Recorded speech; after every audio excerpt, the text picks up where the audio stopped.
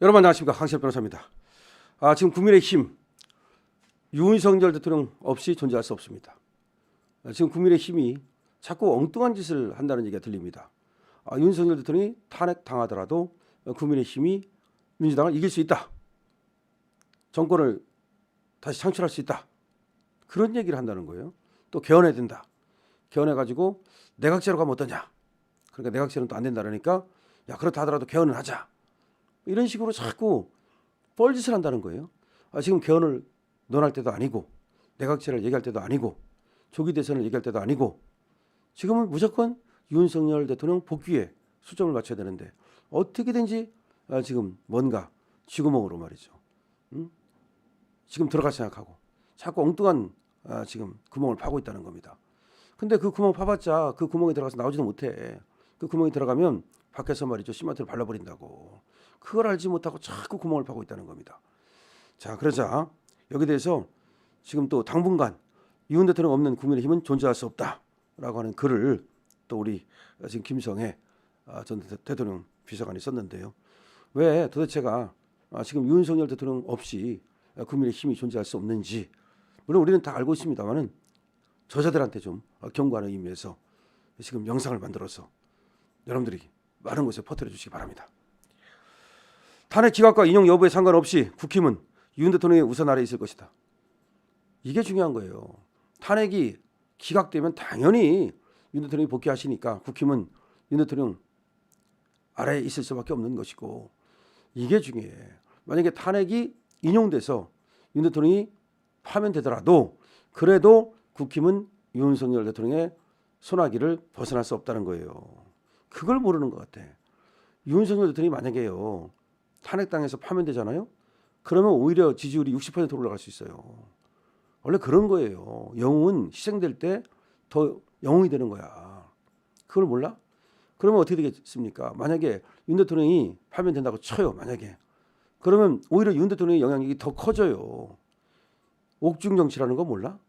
예를 들어서 윤 대통령이 지명하는 사람이 대통령이 돼요.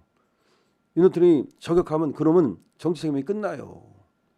지금 그 얘기를 하는 겁니다. 그러니까 윤 대통령이 죽든 살든 국민의힘은 윤 대통령으로부터 벗어날 수 없다는 겁니다.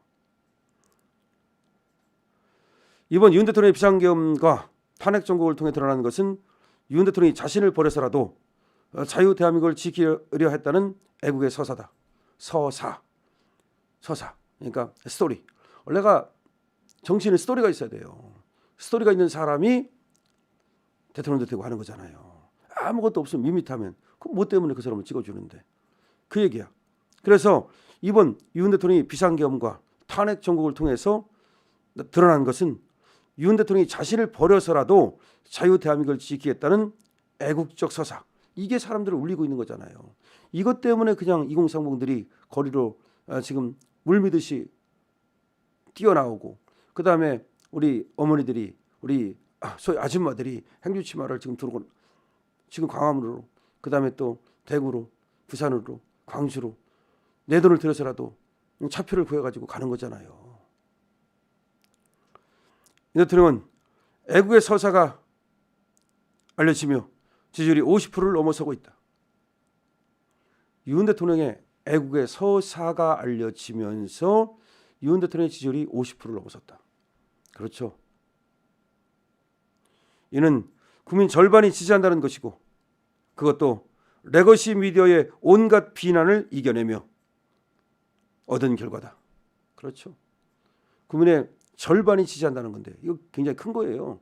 원래 정치 지도자는 연예인이 아니기 때문에 무슨 70, 80 어려워요. 반만 지지해도 많이 지지하는 겁니다. 자, 그런데 50%가 지지하고 있어요. 지금 이 감옥에 간 이 상태에서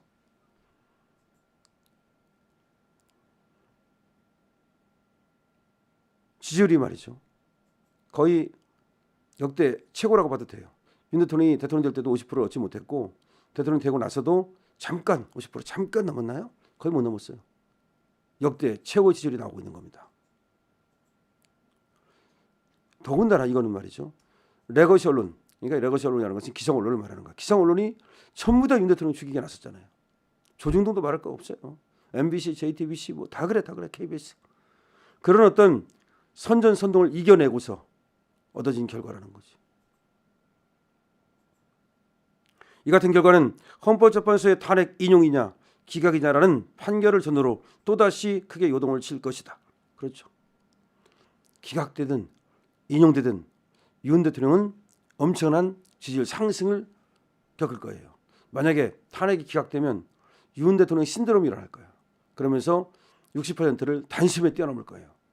그 다음에 이제 탄핵이 인용됐을 때가 문제인데 그때 이제 과연 윤 대통령의 신드롬이 끝날 것이냐 아니면 오히려 더 거세게 불붙을 것이냐. 그거는 약간 주춤할 수도 있어요, 사실은. 하지만 저는 그렇게 보지 않습니다. 여기 지금 글을 쓴 비서관과 마찬가지로 저도 탄핵이 인용된다 하더라도 오히려 윤석열의 서사가 빛을 발하면서 윤석열 신드롬이 일어날 것이다. 저는 그렇게 봅니다. 예상컨대 탄핵이 인용되어 윤 대통령이 파면되면 그에 대한 국민적 반발로 윤 대통령 지지율은 더 크게 치고 올라갈 것이고 반대로 탄핵이 기각되고 윤 대통령이 복귀해도 그 환호성으로 더 크게 치고 올라갈 것이다. 그렇죠. 기각되든 인용되든 윤 대통령 지지율이 크게 올라갈 것이다. 결국 이리에도 저리에도 윤 대통령 지지율은 55 내지 60%대를 기록할 수밖에 없게 될 것이다. 그렇게 지지율이 50 내지 60%대 지지율을 갖게 되면 국민의힘에서 어느 정치인이 윤 대통령을 부정할 수 있을까? 그렇죠. 할 수가 없는 거야. 아마 없을 것이다. 한동훈 쪽에서 반윤석열 쪽에서 어떤 김상욱 같은 정치 전응하나 그런 얼치기들이야 제멋대로 살겠지만 조금이라도 생각 있는 정치인이라면 윤 대통령의 우산 아래 들어오려고 애쓸 것이다.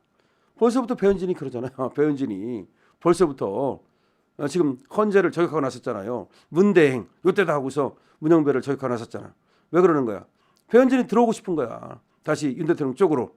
하지만 우리는 이 배신자를 결코 용서하지 않죠.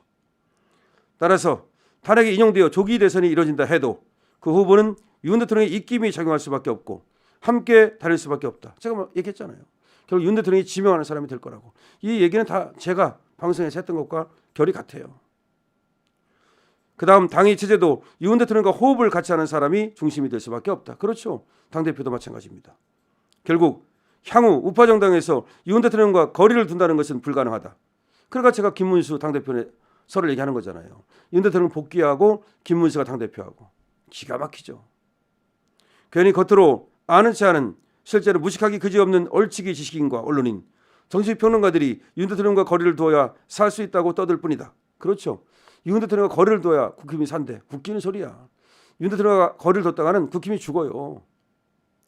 중도 증인이 탄핵의 강을 건너야 하는 자들, 아무 쓰잘데없는 김종인과 조갑재, 정규재 같은 노인들과 좌파 모리에 스며든 이 세미좌파들이나 얼토당토하는 말을 떠들 뿐이다.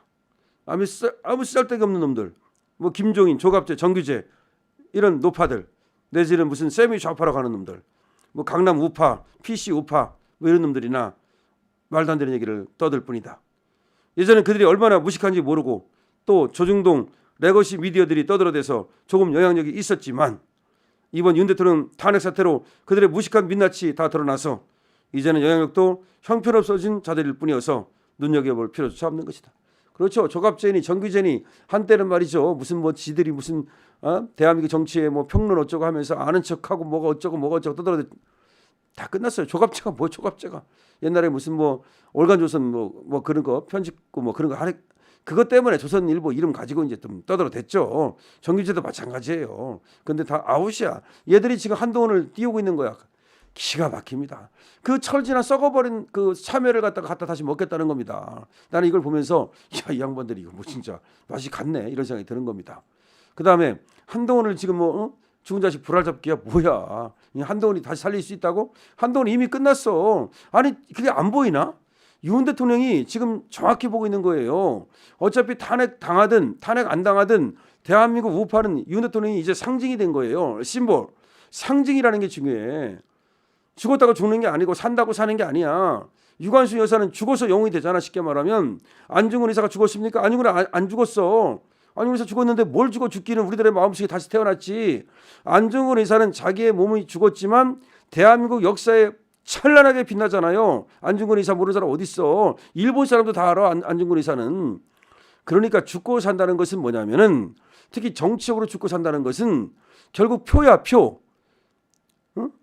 우리 생명이 죽고 사는 것은 그래도 뭐 생명이 있느냐 없느냐 그렇게 따지지만 정치적으로 죽고 산다는 것은 표야. 그 사람이 영향력이 있느냐 없느냐야. 쉽게 말하면. 근데 윤 대통령이 지금 영향력이 있어 없어? 있다니까. 50%가 나오는데 그러니까 아무도 못 건드리는 거야.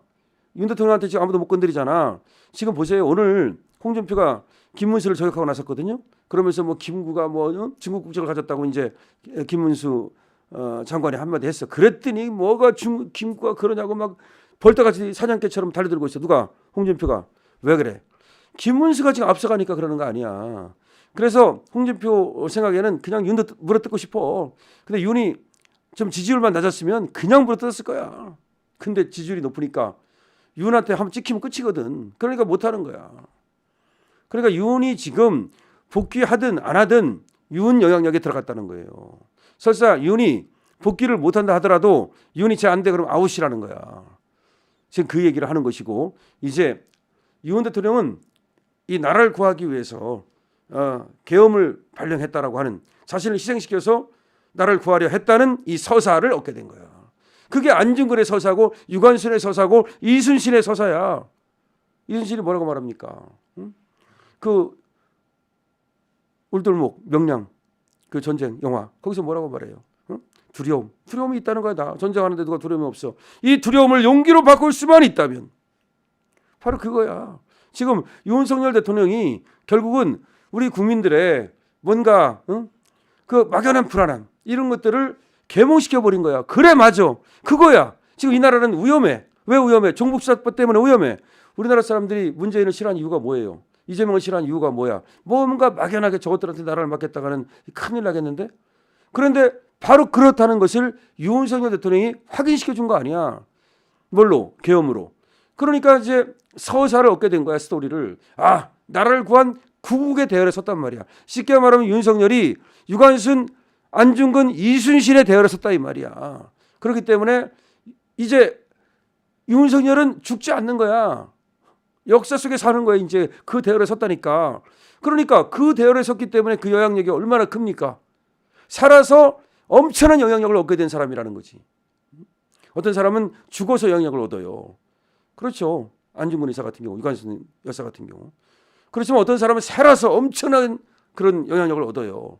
윤석열 대통령은 정치적으로 일단 죽었단 말이지. 그래서 엄청난 영향력을 갖게 됐고, 근데 부활하는 대로 그야말로 엄청난 영향을 갖게 될 것이고, 설사 부활하지 못하고 희생된다 하더라도 그 희생자로서의 이제 영향을 갖게 된다는 거지. 여러분 무슨 얘기인지 알았을 겁니다. 이 영상 더 많은 사람들이 볼 수 있도록 많이 퍼뜨려 주십시오. 강실업 TV입니다.